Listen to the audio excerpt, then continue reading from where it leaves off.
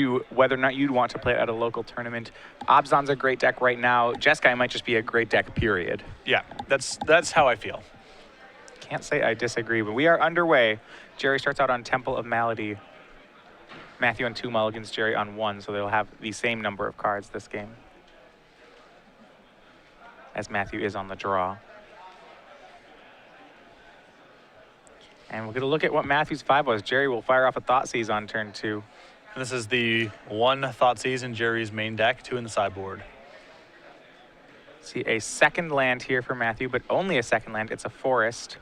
He does have a Thoughtseize of his own, along to go with a pair of Courser of Krufix. So cards that will really help him recover from a mulligan. That last card on the bottom is an Ajani, Mentor of Heroes. That guy's a long ways off. It's a tough Thoughtseize here for Gerry because I think if there was only 1 Courser in the hand, that would probably be a pretty straightforward card to take here. Instead, he can't cut Matthew off of Courser altogether unless he has a removal spell, which I suppose he does. So he's going to go down that path instead. Yeah, he takes the Courser. A lot of it depends on whether or not Gerry wants to be Thoughtseized back by leaving the Thoughtseize here in Matthew's hand. That's almost certainly what's going to happen. Yep. That's another point of differentiation with these decks. Matthew with a full 4 copies of Thoughtseize in the main deck. And Thoughtseize back from Matthew. He drew a Murderous Cut for the turn.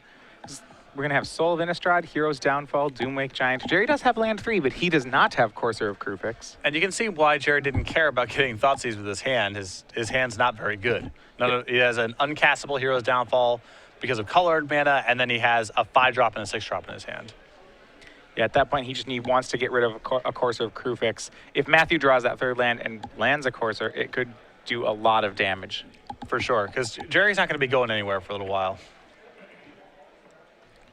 And for Matthew, he had an interesting decision. If he takes Hero's Downfall, that's got a high upside. If he draws that land, now he can have this unchecked Courser. However, if Matthew bricks on lands for a while here, he'll maybe have wished that he took some sort of 5-drop. Yep.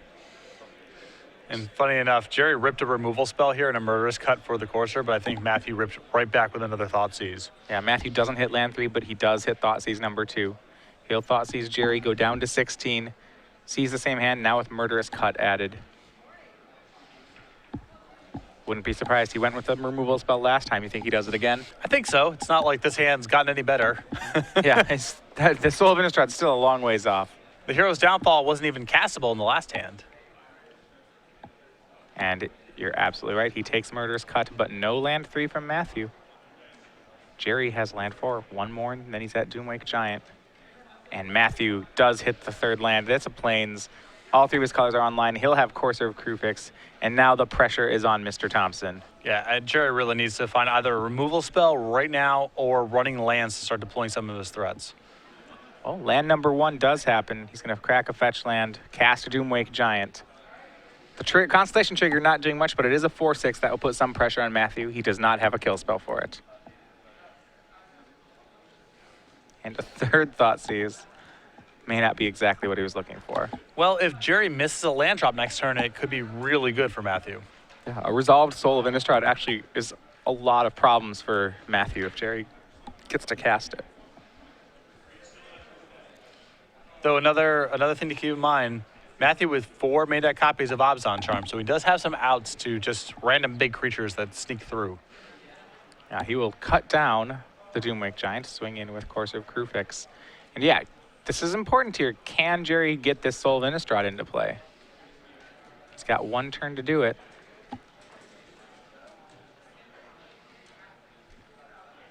And passing back over to Gerry. Life totals are 17 and 15. Gerry hits land 6 here. Really, really important.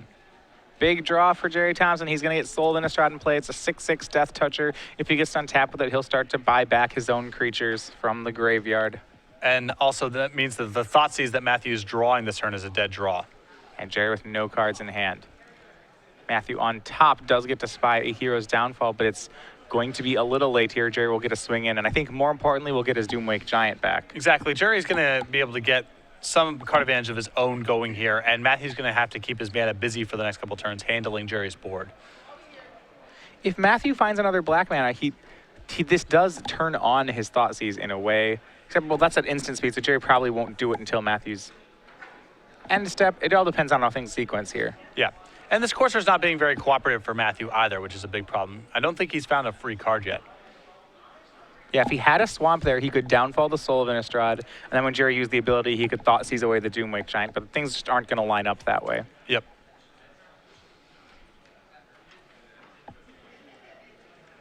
Swing here for Matthew. Gerry on end step is going to get the Doomwake Giant back into his hand. Matthew holding that Hero's Downfall. Gerry with just 2 more lands. And the swing from Soul of Innistrad. No choice here but to Hero's Downfall it for Matthew Alspach. Again, not surprising. Not a lot else for Matthew to do. Gerry will make another Doomwake Giant, a blocker on the board for him. So back to Matthew. Finally, Courser coughs up a land for him. It's a basic forest.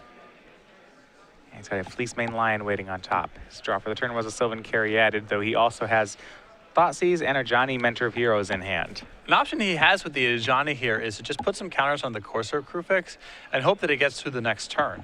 At that point, the Courser can block the Doomwake Giant and protect Ajani, and then Matthew can start plussing it looking for more action. I suppose if he knows Gerry's hand is out of real cards, he can actually just plus it and start beating Gerry up with it. At 3 counters a turn, that's not an unreasonable clock. Also an option. And he's going to Thoughtseize here. Sees 2 lands from Gerry. A costly Thoughtseize. He had the option between Thoughtseize Caryatid or Ajani, Mentor of Heroes. Chose to go with the Thoughtseize Caryatid, which means he'll drop to an uncomfortable 5 life, most likely. It makes it very problematic if Gerry finds a threat card this turn, which I believe he did not. I think it was another land. Yeah, I found Sandstep Citadel. But Doomwake Giant will get to attack in for 4. And one thing, remember, this is not a complete mirror match. There's always the chance that Gerry just draws something like Whip of Erebos and runs away with the game. Mm-hmm. Matthew, however, at the ready with an answer. That top card of his deck is an Utter End. And the other end is a good enough of a draw here that I don't think Matthew should plus the Ajani looking for cards in any event. I still like putting counters on the Courser for the same reason that I liked it last turn. And it means that he gets to guarantee a draw of Utter End next turn, which is excellent in this spot. He's going to go with the Ajani. We'll see which mode he wants. He's going to plus it, and you're absolutely right. 3 counters on Courser of Crewfix. When your opponent has 2 lands in hand, well, 1 that you know of, I suppose, but has nothing else going on his board, that Utter End is just such a great top deck. And you see Gerry here drawing Whip of Erebos. You know that Utter End waiting is just so important right here. Yeah, and Matthew's at 5, which means just a big hit here is really problematic. It means he has to chump block with the Courser on the Soul of Innistrad if Gerry gets it back, and he falls to 1. What I want to think that Gerry's contemplating here is he could play Whip, gain 4, and then his Whip will almost certainly get Utter Ended. Or he can try to induce Matthew into Utter Ending the Doomwake Giant and then have Whip just in play. I guess he does have 8 mana. He can play Whip and whip back Soul of Innistrad all in 1 turn. Yep. He has to take some points of damage to do this. He's all on a bunch of Land of War Wastes, so this will cause him to fall to 3. Yeah, it's a playset of Llanowar Wastes. I think he's, yeah, all 4 Land of War Wastes and 1 Temple. So he has to take some damage setting this up, but it's a lot of damage and it forces a chump block. Swing for 10 here, see where it's going. If it goes, imagine if it goes at Matthew, that will force him into chump blocking and dropping to 1. That is what happens. Matthew goes down to 1. Gerry gains 10, goes up to 12. That Utter End is just such a huge draw for Matthew. Yeah, it's perfect. I suppose even if he didn't have the Utter End, Matthew might be able to weather through this Whip of Erebos for a while. So this is now the squeeze that Matthew's in. The most obvious play is just get rid of the Doomwake Giant because Gerry has no other creatures in the graveyard. The other side of that, though, is that if Gerry finds a way to mill himself over, the Whip of Erebos can get a flyer out of the graveyard, say a Hornet Queen or something, and then Matthew can just die. So even though the safest, most straightforward route is to just take care of the Doomwake Giant, or the Whip of Erebos is still threatening. And you see the draw here for Gerry is humongous. It is a copy of Hornet Queen. And this is the everything in this game, besides the mulligan to 5, has gone really well for Matthew. He's been ahead for almost the whole game, and now it's all undone. And I don't think he can catch up. Hornet Queen's going to be great at doing that. He has Gerry down to 1, and you just have to think, oh, is there a way for him to sneak it across? But Hornet Queen does a great job of stopping attacks. Yep. It's the problem with the matchup here, at least game 1. Matthew could always find a Siege Rhino with that Johnny. If he can do that, that'll get the game for him. Well, not after that big lifelink hit. Now the life totals are completely swapped. Matthew's looking at dead next turn just as the Hornet's coming across. Right, well, the other end was used on whips. So Gerry, yeah, I guess you're right. Gerry's still at 12. A plus from a Johnny. Does find a copy of Siege Rhino. But Siege Rhino's no help here. I mean, Gerry's got 6 in the air.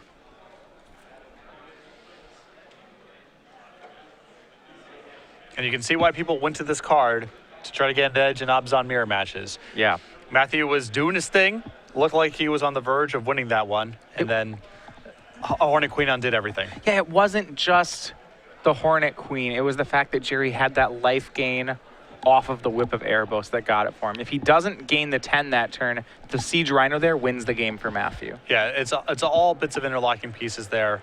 But Hornet Queen was definitely the nail in the coffin. All right. So while those players go to sideboard, we're going to bring you back into the booth here. We have some trivia and premium giveaways this morning, something we do during all of our top 8s here.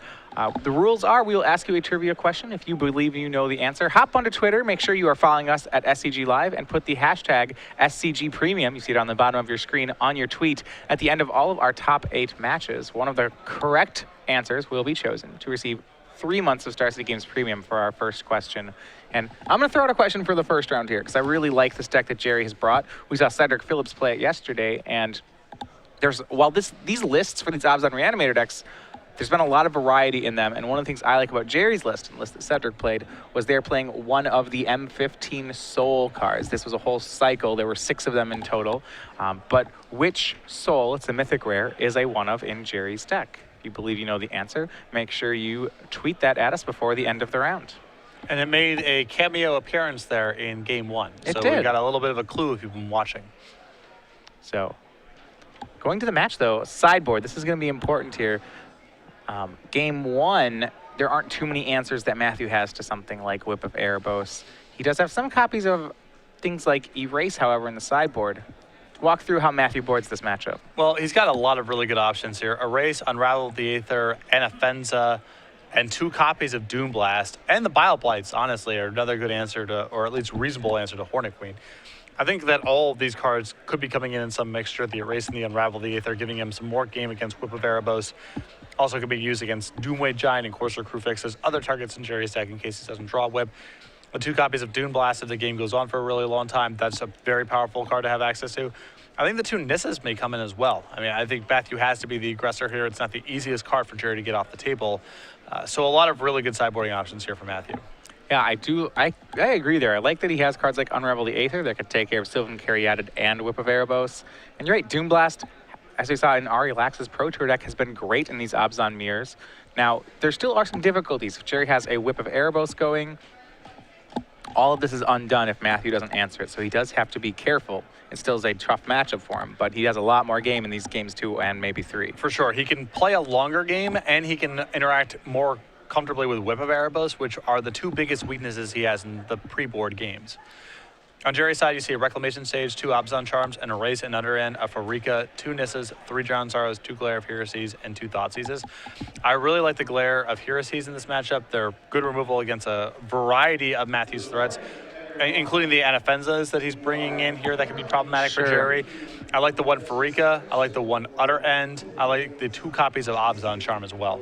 Yeah, it does seem like Gerry's sideboard's a little bit lighter for this matchup, and that may be because he feels advantaged in the main deck, and I think rightfully so. Well, he's light on the sideboard because he's got a bunch of Hornet Queens in his main deck, so he's basically pre-boarded for game 1. Yeah.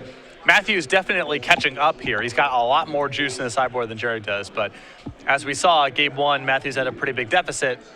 mostly because of the Hornet Queens, and then secondarily the Whip of Erebos. How do you feel about cards like Thoughtseize? We see Gerry with 2 copies on the sideboard, 1 in the main. Matthew had more of them in the main. In these mid-range mirrors, that seems to be a reasonable card, but do you want to board them in?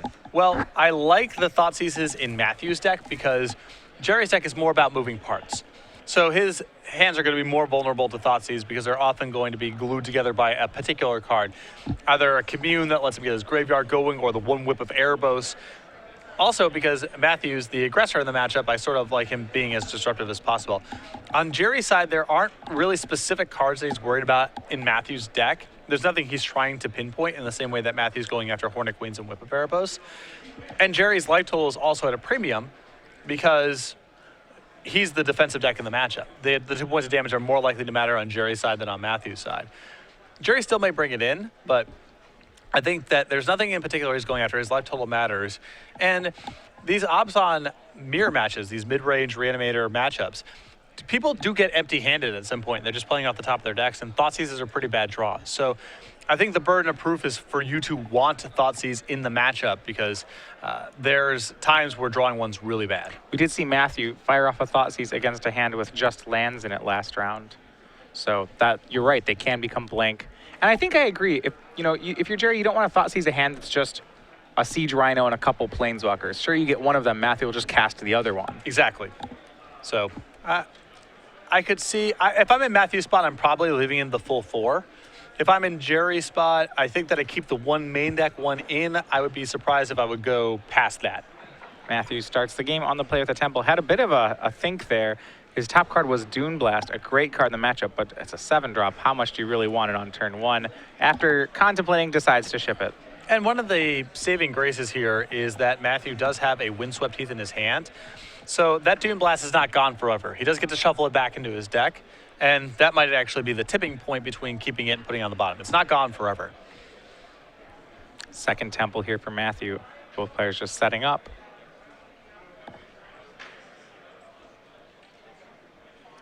And we're going to see Gerry with his first spell. That's going to be a Thoughtseize. So we'll look at Matthew's hand. He has 2 Windswept Heaths, a Drown in Sorrow, a Siege Rhino, among different targets here. And the Drown in Sorrow, I'm sure the Drown in Sorrow here is a way to try to fight Hornet Queen, which I can respect on Matthew's side, but I do think that he has to be cautious about siding into too reactive of a deck, because I think if the game drags out here, Gerry has an enormous advantage. Yeah, remaining cards in Matthew's hand were a Wingmate Rock and an Alspach. So he has late game and some lands to build up toward it. And we'll get a look in a second here at Gerry's hand and Matthew during a Thoughtseize of his own. Some updates from the field as we wait here. Glenn Jones, he's up a game over Robert Hunsaker, trying to avenge that loss in the Swiss. Brad Nelson up a game on Kelly King. So Brad with tokens, and both those players are Jeskai tokens. Glenn's on Reanimator, Brad's on Jeskai. They're up a game. Ross Merriam with tokens, though, is down a game to Sheldon Freeriksen, so he's going to have a bit of an uphill climb into the top 4. Yep.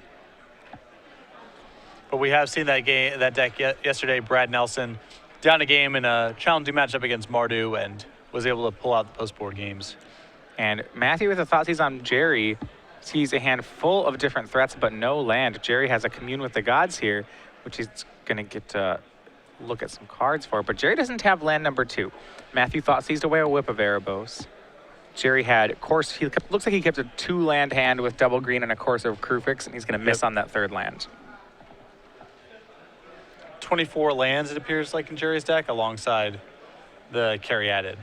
Yeah, he did use that turn to cast Commune with the Gods and found another Whip of Erebos. You see Gerry's hand flush once he gets another land here. Has Siege Rhino, Hornet Queen. Draft return was Glare of Heresy. He'll cast another Commune with the Gods. This time he has a choice between a second Courser and a Doomwake Giant. I still think he wants to err on the side of just taking the cheap stuff here while he's stuck on lands. Yeah, if he plays a Courser and Matthew kills it, he wants to just respond with another Courser. Yeah. And at this stage, I'd rather have a Doomwake, I believe, in the graveyard than in my hand. And it's a really good ups on Gerry that he Thoughtseize away that Siege Rhino, not only to take away Matthew's play for last turn, but it's going to stop that Wingmate Rock from getting its raid trigger and making a second one if Matthew chooses to play it on 5. Does save Gerry quite a bit of damage here. Matthew sensing some weakness here when he sees Gerry pass the turn. He'll end step use that Obzon charm. Looks like to draw two. He's going to crack a fetch land first, which does shuffle the Dune Blast on the bottom of his deck back into the deck. Maybe he can draw it off Obzon charm. Yeah, I like the timing of this because at this stage, you know, a Dune Blast is not the best draw on Matthew's side because he's still missing some land drops, but the game is taking a slow enough pace that I wouldn't mind drawing a Dune Blast here. Sylvan Caryatid, and it looks like Temple of Plenty are the draws. Or Caves of Koilos, rather. So he does hit his 5th land. That's what he needed. Land 5. He's got some options. See Wingmate Rock at the front of his hand. Wingmate Rock, Drown in Sorrow, Sylvan Caryatid, Elspeth Sun's Champion. These are all options. And you can see Matthew thinking about just playing this Wingmate Rock as a 3/4 flyer. Does not want to wait too long. He knows it's not the most efficient use, but he also does not want Gerry to be under no pressure when he finally draws out of this. Yeah, so Matthew goes with a line to try to get full value. He's going to play Sylvan Caryatid this turn. I think the idea is he can play Elspeth and then get the Wingmate Rock with Raid. Yeah. But Gerry does hit his land finally, so Course of Krufix is now in play. See our 2nd whip on top of Gerry's deck. It's not the land he might want, but you'll get another look at that. But once Gerry starts making his land drops, you know, Elspeth into Wingmate Rock may be a little bit slow. And you can see that's why Matthew was contemplating just casting the Wingmate Rock last turn. Yeah, He's aware he needs to get something on the board. As is often true with these hands that tend to be really light on lands, once they finally draw their lands, they just are haymaker after haymaker. Although Matthew's hand's powerful enough that he will probably be able to hang.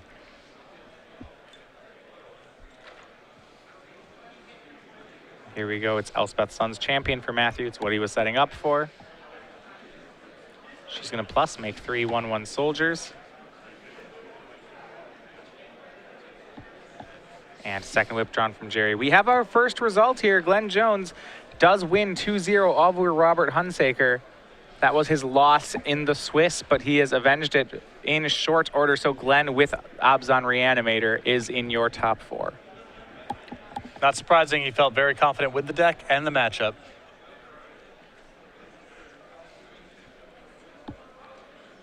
See Gerry here, he will hit land 4. There's a Windswept Heath on top of his deck. He's got to decide how he wants to combat this Elspeth. He can play a threat here, or he can Glare of Heresy the Elspeth. He'll start by playing Windswept Heath. Sees Hero's Downfall on top, doesn't want any of that. He's going to crack his fetch land. He also has the option of gumming up the works a little bit here, I believe, with a Siege Rhino. He does. You're right, there's a Siege Rhino in his hand as well.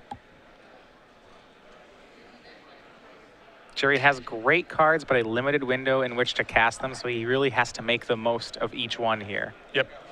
And he also needs to try to navigate the game in such a way that he can start casting 2 spells in 1 turn. So even if the most obvious play is to glare the Elspeth right now, there is an argument for just spending 4 mana this turn so you can start to cast, let's say, that Pharika and a Glare of Heresy next turn if you fly in land number 5. And Course of Krufix is going to go ahead and swing in here. Perhaps that Elspeth 1 token will just jump in the way of it. And it'll just be Siege Rhino for Gerry. So a nice life point swing here. Does open the window for Wingmate Rock. Possibly even a -3 from Elspeth. There's no way for Gerry to stop the raid trigger from happening, though. That's just going to happen if Matthew has Wingmate Rock. This kind of seems to be both tokens swing in. One gets blocked by Siege Rhino, the other one hits Gerry. He's down to 19. And you have it here. It will be Wingmate Rock. He's going to bring a 3/4 along with himself. 6 power in the air. Elspeth is going to plus up again, making 3 more soldiers, and an army being amassed on Matthew's side of the board. Now outnumbers Gerry in creatures 6-2. But this is still, the game is still taking the kind of pace here where, if Gerry can fend off lethal for a while, that something like Hornet Queen can get him right back into the game. We have seen that Hornet Queen and Whip out of the Abzan Reanimator deck ends up being the ultimate late game in these matchups. They can even take down a card like Elspeth, which is usually so good in these mid-range mirrors. Yep. Gerry with the draw for the turn does find another land on top of his deck. He drew Farika for the turn. Looks like he'll get an Urborg off the top. Other update. The winner of this match is going to play the winner of the Brad Nelson-Kelly King match, but that one's going to 3. Kelly King with Mardu mid-range, evening it up in his uphill battle against Brad's Jeskai Tokens deck. Like I said, I think that Kelly does have some game post-board. I think game 1 is a mess. But post-board with Anger of the Gods and then Hostilities, I think he has got legitimate game. 2 copies of Erase as well to fight Ascendancy. Yeah. You see here from Gerry's side, he does have the option of land and Doomwake Giant that will take care of the Elspeth tokens, but he's got to be real careful. If he makes that play, he opens up the window to Elspeth -3, killing off his whole board. Although, if he goes and uses the Doomwake Giant here, then he also gets a pretty good attack with the Siege Rhino. Yeah, I do like what Gerry ended up doing here. He's going to play a second Courser of Krufix, play the land off the top of his deck, make sure he gains 2, and then we'll go ahead and Glare of Heresy the Elspeth. That opens up the door for a safe Doomwake Giant on the following turn. Yes, though he's going to be taking some damage in the air here for a little bit. Yeah, it seems like he's going to bank on Whip of Erebos to undo the damage he's going to take. That's going to allow him to take a lot of damage here, but even so, taking hits, you can only take so many hits from Wingmate Rock. That guy piles on damage really quickly. Yeah, most certainly.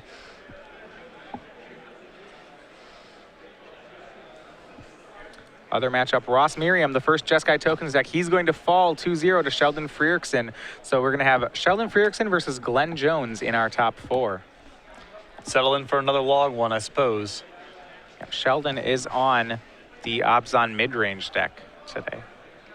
Somewhat set up for the mirror. He was playing at least 1 copy of Dune Blast in his main. And I like the 1 copy of Dune Blast quite a bit. When people start moving to cards like Soul of Theros and Soul of Innistrad, I think you can go a little bit bigger, have 1 main deck copy of Dune Blast instead, which is good in a bunch of spots that the Souls are not. And Matthew will swing for 6 in the air. And we talked about how many Wingmate Rocks you can hit. Well, Matthew's going to put it to the test. He plays a second copy of Wingmate Rock. There are now 4 birds in the air. Gerry's at 15. And now both the heavy hits are coming from each side. We'll see which haymakers carry the day. And Gerry with a second copy of Urborg in his main deck, which you don't typically see. Part of this is, he needs early green mana and double black, and his mana base is demanding a lot of him, but that second copy hurting him quite a bit right now. As much as Gerry would like to Doomwake Giant the tokens, we'll see whether he Doomwakes or whips here. It's going to be Doomwake Giant. It's going to shrink Matthew's team. It'll kill all the tokens. Matthew's at 13. Gerry will have a really good swing here. He is looking at 12 damage on the swing back. And with Matthew getting quite a bit of life as well off his 2 Wingmate Raw Triggers. Yeah, so Siege Rhino will attack, probably just because it's not blocking. Maybe he'll get a trade from Matthew. Probably not. Swings in for 4. If I'm Matthew, I'm happy just to race. I would not be blocking and trading here. I suppose it's not even a trade because the Wingmate Rocks are 2/3s. So, yeah, he takes 4, goes to 13, or goes to 9, come from 13. And now we can see those Wingmate Rock triggers gain some life back for Matthew.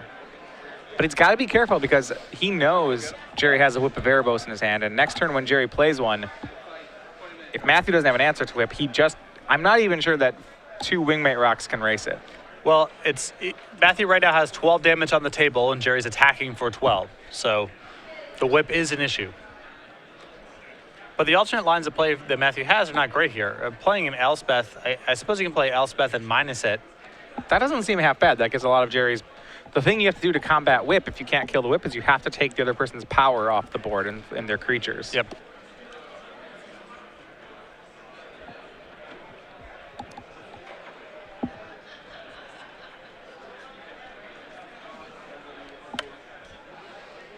But yeah, Gerry, no way to block this. We'll see what kind of follow-up Matthew wants to have here.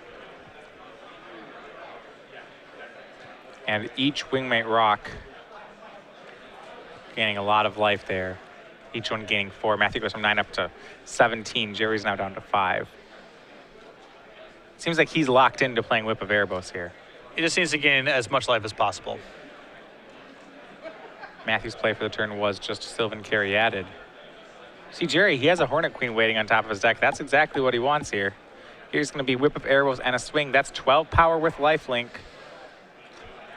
Matthew, however, was ready for that. As you see his 1 copy of Erase out of the sideboard, that's in his hand. That may be good enough to send this to a game 3. And Gerry knows it. He'll be scooping, and we are on to the decider. Pretty good mixture there of pressure and a little bit of disruption there for Matthew. And I think that's a good recipe for him in the matchup. Gerry, of course, stalled on lands for a while there. Couldn't quite get out of the gates efficiently, but... And even then, if Matthew doesn't have the Erase, you like Gerry in that game. It's still a game, at least. I think Matthew had some really powerful tools in his hand, so I don't think that Gerry for sure was back into it, but the Whip of Erebos demonstrating how powerful it is. Even a game where Gerry was getting rocked like that, if Whip of Erebos sticks, he still may be able to stay in it. Yeah, absolutely. And there's something... What do you think of Wingmate Rock in this matchup? One thing I realized from that game is that Gerry can't really kill them once they're in play. Granted, now he can play a card like Hornet Queen and just ignore Wingmate Rocks fairly well. He doesn't have much in the way of removal to handle it. He's got a couple spot removal spells, but those aren't the best against Wingmate Rock. He's got the Hornet Queen, as you mentioned, but he's sort of trying to address it sideways, by overpowering Matthew or, by ending the game before that kind of card really matters. Effectively ending the game by just generating too much of an advantage or gaining so much life with Whip of Erebos that it doesn't really matter. But you are right. Gerry does not have a lot of ways to straight up handle the card.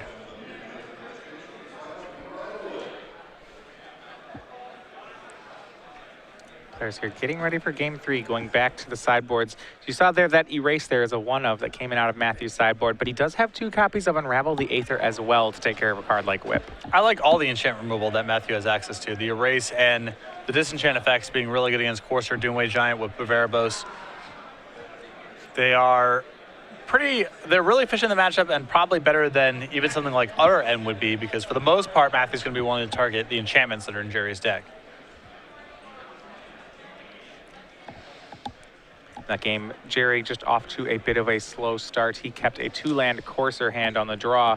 He missed his 3rd land on turn 3 and turn 4. The Coursers didn't hit until turn 5, and that just was too late for him, as by that point, Matthew was making Elspeths and Wingmate Rocks. Underway game 3, both players a quick keep on 7. They're going to trade some Temple of Maladies to start. I don't even know how good Elspeth is in the matchup because of the Doomway Giants in Gerry's deck. It seems like that's going to come up a lot. Yeah, Elspeth typically a great card in these Obzon mirrors, but you're right, Doomwake Giant takes care of it, and it still doesn't really win a late game against Whip or Hornet Queen, so you're right. Well, Elspeth is not the trump you'd expect it to be. I think the Wingmate Rocks are much more powerful for Matthew in this matchup, because Doomway Giant doesn't handle it. Gerry can't really block the tokens. No, it's Hornet Queen, that's his answer. Yeah. You see both players early on just trading some land drops. Nobody with any plays right now. Gerry has land 3, but still nothing. Matthew has kept a hand of multiple Siege Rhinos if he can get to enough mana to cast them. And I don't believe he hit his 3rd land here. Or maybe he does. Caves of Koilos. So he does have his land. Obzon Charm is in his hand. How good... Now, normally in these Obzon mirrors, running Siege Rhinos, which is what we probably see Matthew do, is a pretty powerful start. But in the Reanimator, against the Reanimator deck, how much do you like that kind of draw? It's still fine, but it is something that Gerry can fend off fairly easily. With some removal spells, his own Siege Rhinos. I'm going to trade some Obzon Charms here. Gerry draws 2 on Matthew's end step. Gerry with the 2nd Urborg again. Ugh. I mean, he can still use it to Lotus Petal, as it were. Yeah, it's not really... You're right. It is certainly something that has come to get him both games. Now, I think that people don't play the 2nd Urborg enough too many people default to one index where I think the second one is fine, but sometimes you do draw the second one. That is the cost. Yeah, and control, especially decks where you need to Bio Blight or something, the card can be very powerful. You see, it's going to be an Obzon Charm from Matthew as well. Jerry's playing a land and passing. Looks like another Siege Rhino in Matthew's hand. So he's just going to lay siege here. He's got a nice curve here of Wingmate Rocks and Siege Rhinos. We'll start with the Siege Rhino. We have an update from the other side of the bracket. So far, our top 4 has Glenn Jones and Sheldon Freerickson in it. Brad Nelson will be joining them with Jeskai tokens. He defeated Kelly King 2-1. Brad's going to face the winner of this match. Very good run for Kelly. We did not expect Mardu to be very good based on the field that we've seen, but able to bang out a top 8. Very nicely done.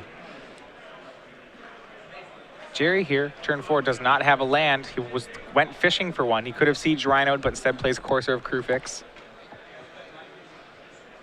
Did Murderous cut the Siege Rhino on Matthew's turn, so Matthew's board's still clear. Wants to keep Matthew off of having an eligible attacker for as long as he can to try to mitigate the damage done by Wingmate Rock. Doesn't want that guy to go raiding at all. And we see from Matthew, land 5. Has the options. Couple options here. He's just going to pass the turn, it looks like. Does not make Wingmate Rock or Siege Rhino. He's going to hold up some removal spells. Gerry draws for the turn, still missing his land drop. He's going to swing with Courser of Krufix, but he is tight on mana right now. But a Murderous Cut on top of his deck is a nice insurance policy against Matthew's next draw step. And it's going to be Siege Rhino on Gerry's side. Perhaps we'll just be playing a fair game here. You can see Matthew did a little look and a little bit of a pause there when Gerry was in his draw step. Usually that indicates someone who's considering killing a Courser based on whether or not the top card of the deck is land. And because Matthew had Hero's Downfall, you can tell that was the case. Yeah. Ends up here using Hero's Downfall on the Rhino. And we're back over to his side.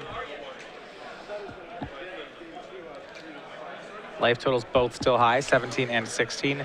Now Matthew will get his own Courser ready for the Courser Wars here. Utter End is the top card. Matthew has the advantage, however, that he has more lands right now, both in hand and in play. Yeah, Gerry has missed a little bit, and the second Urborg, very punishing.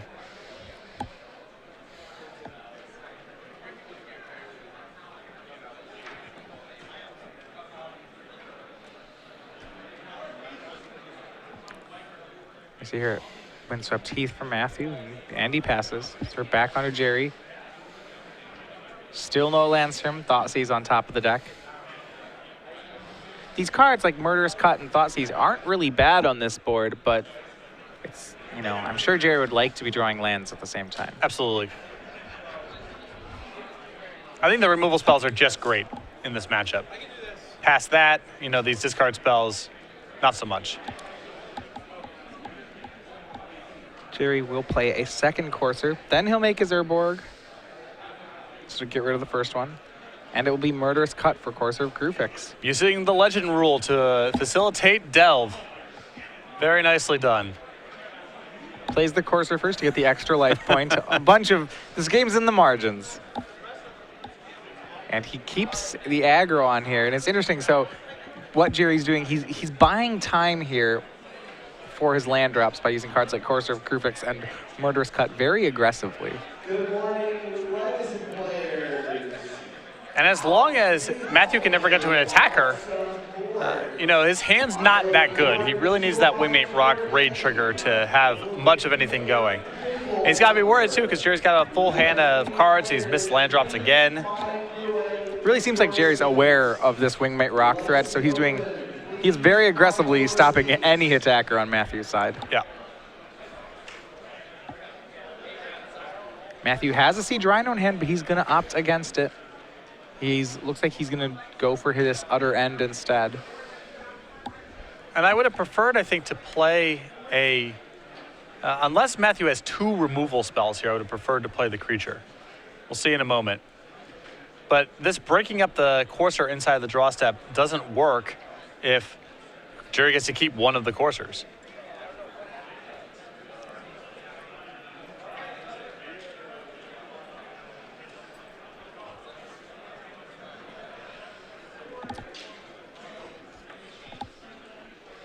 And we see here it's that thought seize from Gerry. Hero's Downfall on top of his deck. I know you said you really liked removal in Gerry's situation. I gave you the choice between a removal spell on top and a land on top, though. Which one are you taking? Depends kind of what's going on with the mixture of his hand here. I think that I would prefer to just have the removal spells. The land drops are going to come regardless. He basically gets 2 looks out of him a turn. You could have the best of both worlds. You could get that land off the top and then have a Hero's Downfall under it. And Matthew's not pressuring him. That's another important thing, too. Yes, Gerry's missing land drops, but it's not like Matthew's capitalizing on it very much right now. Matthew's the one at 6 here, right? Gerry makes Siege Rhino. Yeah, Gerry's saying you better get Doom Blast pronto or the game's over. Yeah, and that's really interesting for Matthew. He didn't play the Siege Rhino and then didn't play any spells on Gerry's turn. Yeah. I mean, that seemed like a pretty good opportunity to downfall something. Then he gets to untap, play his own Siege Rhino. Yes, it gets downfall, but at least it's Gerry's mana and Hero's Downfall to respond to. He's going to go to 4. He's going to Thought Seize Gerry. We see on Thompson's side, Murderous Cut, a Courser of Krufix, Whip of Erebos. And based on what we know about Matthew's hand, he almost has to take Murderous Cut. Yeah, I mean, this is hard, right? Because even if he kills the Siege Rhino, Gerry could whip it, so he's going to take the Whip of Erebos, knowing I don't think he feels like he can beat that right now. Well, I think he may be dead on board if he casts the Siege Rhino. Because Gerry has Murderous Cut in hand. Matthew's only going to 7. He has no way to interact with the board. You're absolutely right. That's why I understand Whip of Erebos is really bad, but I think Matthew is just dead if Gerry just gets to go into next turn with a Murderous Cut.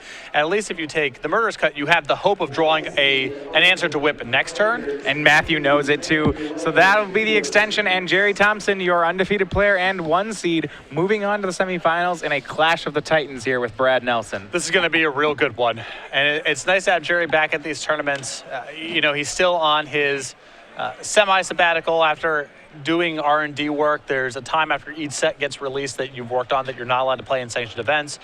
So Gerry is going to have this kind of part-time schedule for the next couple of months, but he's right now in a spot where he can play in tournaments. He's going to be playing in the Invitational and obviously off to a great start here in Portland. I mean, Gerry Thompson is one of the players, I think, with the most consistent success on the SCG circuit over the years. If you look at